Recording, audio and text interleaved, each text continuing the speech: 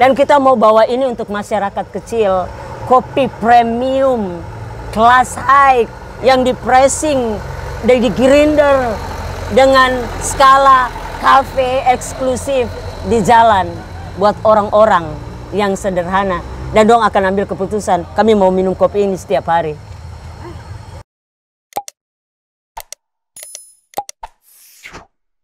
Salam jumpa lagi dengan saya Teddy Wakum dalam channel Papua Insight. Sahabat Papua Insight dimanapun berada, kali ini saya berada di jantung kota Jayapura, tepatnya di Ampera Dalam, dan sudah hadir bersama saya kakak Ibu Pendeta Naomi. Kali ini kita akan bicara isu yang sedikit berbeda. Kawan-kawan, di belakang saya ini ada warung kopi. Dan warung kopi ini, ya, ini sedikit mengejutkan bagi saya juga karena ternyata warung kopi ini itu dikelola oleh anak-anak jalanan, anak-anak yang dipinggirkan, ya. Bayangkan dari nol mereka bisa berjuang dengan kakak Ibu Pendeta sampai kawan-kawan bisa lihat inilah hasilnya. Nah, untuk itu kita langsung bicara dengan kakak Ibu Naomi, ya, kakak Ibu Pendeta, tentang apa itu komunitas jantung kota dan bagaimana perjuangan mereka, ya, di tengah situasi yang sulit sampai hari ini bisa hadir sebuah kopi dengan nama Kitong Punya Kopi. Kitong Punya Kopi. Ya, selamat malam kakak Ibu Pendeta. Mari bagus. Terima kasih sudah luangkan waktu untuk kita membahas tentang komunitas jantung kota. Ya.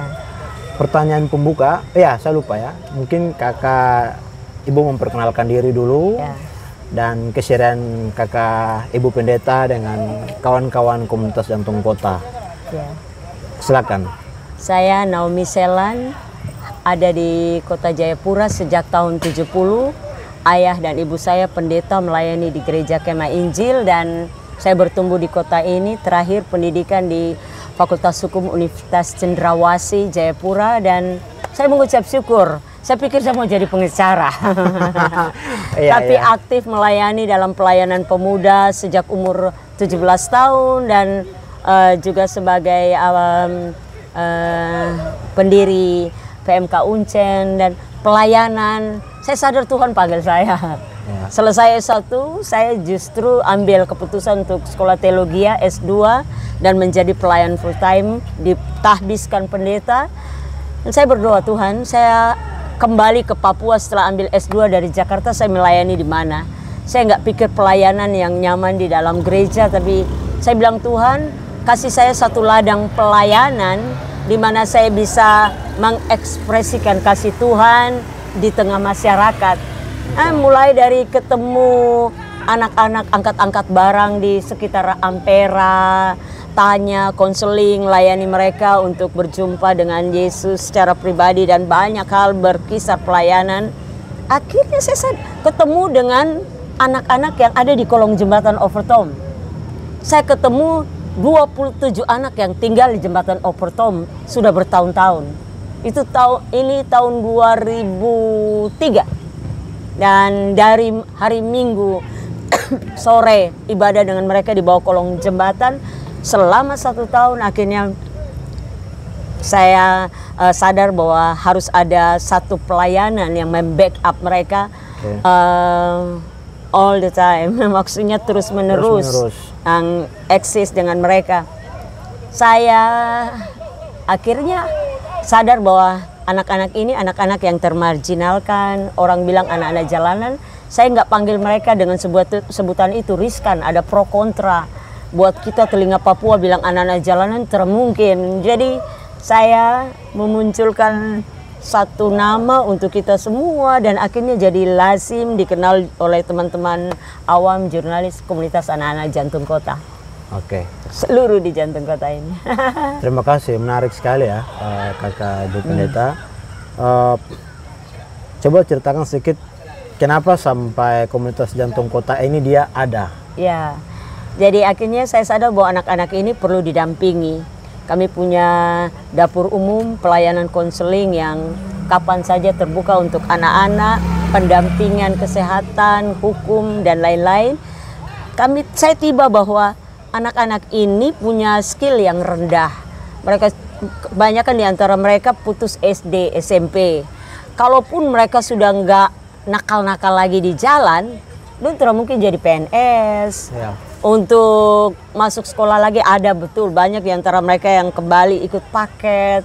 Tapi untuk dapat pekerjaan yang mapan di luar itu sulit sekali. Dan saya sadar sekali buat mereka yang di jalan, saya harus siap. Kami tim sadar bahwa kami harus buka lapangan kerja, di mana mereka sendiri harus menjadi tuan di atas tanah mereka. Ya. Bagaimana merangsang jiwa entrepreneur mereka. Saya bukan bisnismen, saya berbincang banyak dengan beberapa teman pengusaha, dari beberapa usaha yang kami minati. Akhirnya kami tiba di titik bertemu dengan seorang pengusaha kopi yang punya lahan di Pegunungan Bintang, seorang anak Tuhan yang memberi dorongan ekstra untuk kita. Bisa, anak-anak ibu pasti bisa belajar kopi. Saya bilang, aduh kelihatannya eksklusif, kopi itu gimana gitu loh. Kalau kopi ini, kan terkenal premium. Iya, baru yang diperkenalkan ini alat-alat manual. Mulai dari rock presso, haleluya. Tapi kami bilang, wah pasti bisa nih. Kita nggak tahu mana robusta, mana arabica, bedanya di mana. Alat-alat kopi, haleluya, dan buta bagaimana total. Cara mengelolanya ya, pasti beda-beda caranya. Apalagi mikir jadi barista, kagak mungkin. Tapi karena lihat orang yang punya lahan kopi ini mau menjual kopinya murah, mau mengajar teknik-teknik untuk pressing kopi sederhana. Karena mendorong kami pasti bisa. Salah satu dari leader saya bilang, coba-cobain deh. Kalau selfie bisa, pasti yang lain bisa. Jadi Pak Bram ini coba dari satu selfie duluan. Cewek. Dan dia bisa. Dari kita ngumpulin modal bagaimana beli gerobak dengan dana yang cuma 5 juta doang. Saat waktu dana itu terkumpul, ada anggota komunitas yang meninggal, 2,5 juta pakai beli peti, tinggal 2,5 juta muter otak lagi dana dari mana. Tapi akhirnya kami berhasil punya gerobak bongkar pasang dan kami mulai jualan dengan 1 rock presso, 1 grinder dan alat-alat temper dan lain-lain di parkiran Sagu Plaza. Waktu melihat omsetnya cukup menggairahkan, kita bilang, wih kita bisa nih. Masuk bulan kedua, kita ketemu dengan seseorang dari salah satu pemimpin yang megang kopi dari Green Economy, nawarin mau nggak dilatih skill barista. Wow. Saya kirim 11 orang saya, 10 anak saya termasuk saya untuk belajar di laboratorium kopi Highland. Ini semua dari anak-anak jalanan. Anak-anak jalanan yang nggak lulus sekolah, yang cuma parkiran liar, kaki kosong setiap hari. Dia juga tahu kopi, luar apalagi biasa. Saya. Tapi nekat karena masa orang lain bisa jadi pengusaha, bisa sukses berdagang, bisa di tanah ini. Saya punya anak-anak untuk jadi skill-skill lain kayaknya nanti aduh. Tapi kalau menjadi berdagang, jadi pengusaha saya rasa pasti bisa nih. Ngapa tidak? Kita semua belajar dan lulus dari belajar dan ikut training dan belajar tentang kopi. Saya punya anak-anak yang saya nggak duga ternyata excited dengan kopi. Udah rasa wow, ini kita. Usaha kami berjalan ini sudah hampir 1 tahun, udah 8 bulan. Dengan pemasukan yang tidak sedikit. Wow. Udah menggaji 6 orang dari 1 stand. Kami sudah punya, kami namakan ini Pondok Kopi. Jadi ini akan jadi rumah produksi kopi botolan. Dan sudah ada 20 anak saya yang mau jual kopi botolan. Berarti planningnya ini sudah jauh sekali. Kemurahan Tuhan. Ya. Dan anak-anak yang parkir, yang jual pinang, yang lain, yang bisa mam kita jual kopi botolan, bisa. Jadi dari 1 kopi botolan kita bagi 50-50. Dorang 50%, kita 50%. Siapa yang mau kasih kalau mereka bisa pegang 50.000 satu hari? Kalau dia bisa menjual 20 botol, 30 botol, dia bisa pegang 300.000. Siapa mau help? Kemurahan Jadi Tuhan. Jadi ini sudah ada berapa pondok? Sudah ada 3 pondok. Satunya mau rencana ditaruh di Jembatan Merah. Jadi dari 1 udah 3 dalam 1 tahun pas di COVID-19. Mujizat. Ya, padahal kan banyak orang mengatakan bahwa dalam situasi COVID-19 itu kan banyak usaha-usaha kan kemudian bagi Tuhan tidak ada yang mustahil. Satu pertanyaan buat Kakak Ibu Pendeta. Kita fakta bahwa anak-anak ini kan ya dari latar belakang ya. Istilahnya broken home dengan skill yang rendah. Apa yang membuat Kakak Ibu Pendeta begitu yakin bahwa bisa mengangkat mereka, bisa mengubah mereka sampai dengan kondisi yang ada saat ini? Ya, saya punya tim yang luar biasa. Anak-anak milenial 3-4 orang yang punya hati sama dengan saya, dan kami sama-sama punya iman yang besar dan terus bawa dalam doa air mata every time bertahun-tahun. Kami punya 4 tahun menangis hanya untuk temukan usaha yang tepat, dan buat kami kopi ini mujizat. Dan buat saya kopi ini emas hijaunya Papua. Saya ngerasa betul Tuhan bilang, saya percayakan emas hijau Papua untuk kamu dan anak-anak kamu. Dan saya pikir kalau orang di luar bisa, siapa anak-anak bisa. Dan kami tidak hanya pikir mereka bekerja untuk Kitong Kopi, yang pemegang bisnis, kami tim leaders, dan kami yang jadi bosnya, mereka jadi anak buah. No, kami justru sangat-sangat excited untuk mengusahakan mereka menjadi pengusaha, dan mereka punya usaha jadi bos untuk mempekerjakan orang lain. Mimpi kami mereka pekerjakan sarjana dan bosnya sapu anak-anak. Why not? Saya tidak bisa berkata-kata. Ya, tidak ada yang mustahil. Lalu waktu kami mulai start bisnis ini, awalnya saya rasa, aduh Tuhan, ini sedikit gila. Tapi Tuhan bilang sama saya begini, kalau kau pekerjakan sarjana itu mah biasa. Tapi kalau kau bisa cetak anak-anak yang kaki kosong di jalan, yang orang bilang sampah, jadi pengusaha, itu baru luar biasa. Saya bilang, Tuhan, saya bisa itu. Dan saya punya anak-anak milenial, Joyce, Wanda, Selfie. Tim doa saya adalah orang-orang yang juga ngikut gila bersama saya. Dan anak-anak saya cukup gila untuk bersama-sama untuk maju, dan usaha ini jalan. Saya punya 9 skill barista dari jalan, ini di luar leaders, yang sudah punya bayangan, Mam, saya mau pegang kopi Robusta di Ambaidiru. Mam, saya mau jadi pengusaha kopi. Mama, saya akan lanjut sekolah, saya mau tamat SMA, saya mau jadi bos kopi, dan saya kuliah dan sapu kopi. Dan mereka harus punya, jadi kami tidak pikir satu gerobak kopi. We have a dream untuk punya puluhan gerobak kopi AB Jayapura Sentani. Bahkan punya branded ini di seluruh Papua. Mimpi kami di seluruh Indonesia. Why not?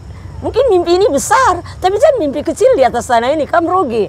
Terus saya jadi akhirnya pikir begini, anak-anak ini kayak masuk di planet baru, dan mereka ngerasa pride-nya naik, harga dirinya naik untuk waktu megang kopi, melayani pembeli, panggil orang kopi Papua, kopi enak, kopi Papua gitu loh, kopi banget gitu loh. Mereka bisa menjajakan kopi kayak anak-anak yang berdagang di Jakarta. Tuh saya bilang, wih, anak-anak ini bisa. Dan luar biasa, kami berharap dengan komunitas ini bisa mobilisasi bantuan dari pihak-pihak yang lebih mapan untuk menyediakan alat-alat manual, rock presso dan lain-lain, grinder, dan satu Andi, satu Dodo, satu Kelly, satu Lukas. Bisa kami usahakan juga punya gerobak yang kami modalin. Mereka punya gerobak itu dengan branded Kitong Kopi, tapi punya mereka sendiri. Mereka sendiri bahkan sudah bisa mengelola keuangan yang sederhana, mengelola bahan dan semua. Dan saya sudah lepas tangan. Saya hanya mobilisasi bagaimana yang lain bisa jual kopi botolan lagi, dan ini menyebar di masyarakat. Mission kami ialah mempekerjakan mereka yang menurut orang-orang adalah sampah, dan kedua, membuat kopi Papua ini dikenal masyarakat. Sampai tim leader saya bilang begini, Supedun telah minum kopi saset. Itu kan tidak sehat dengan kopi asli Papua. Bahwa kopi yang biasanya eksklusif, masyarakat kan nggak masuk kafe. Kotong bawa di jalan, dijual di gerobak. Mama-mama Pinang dong minum topu kopi, baru bilang begini tadi. Ji, topu kopi enak begini, 1-0.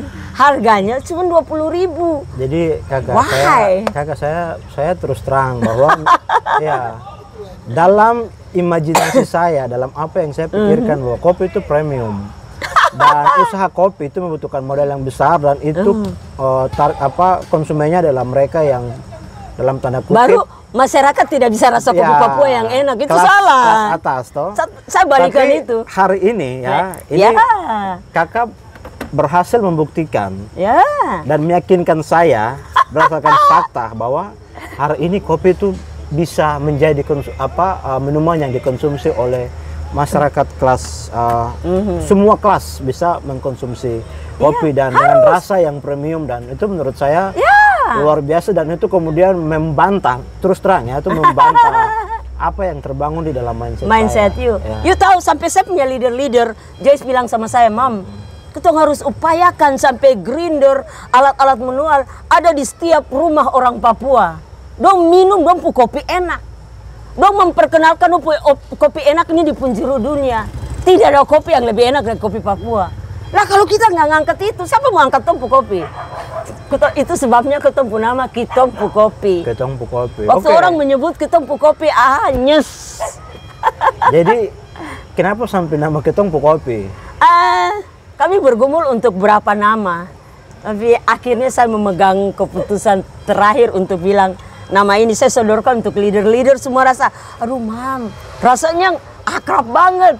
Ini sudah. Jadi kita merasa memiliki. Yes, Kitompu Kopi. Dan kita mau bawa ini untuk masyarakat kecil. Kopi premium, kelas high, yang di pressing, di grinder, dengan skala cafe eksklusif di jalan. Buat orang-orang yang sederhana. Dan dong akan ambil keputusan, kami mau minum kopi ini setiap hari.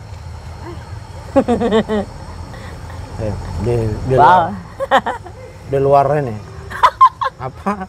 di luar apa yang dibayangkan, dan kami bergumul bahwa yang jadi bos tuh anak-anak di jalan-jalan, mereka udah nangkap hawa itu, semua mau pressing kopi, dan kami nggak larang anak-anak pegang rock press atau grinder semua, kita ngajarin setiap hari ada saja anak baru yang pegang rock presso, belajar nimbang kopi, ngukur kopi, dong nggak belajar di laboratorium tapi dong belajar dari kakak-kakak.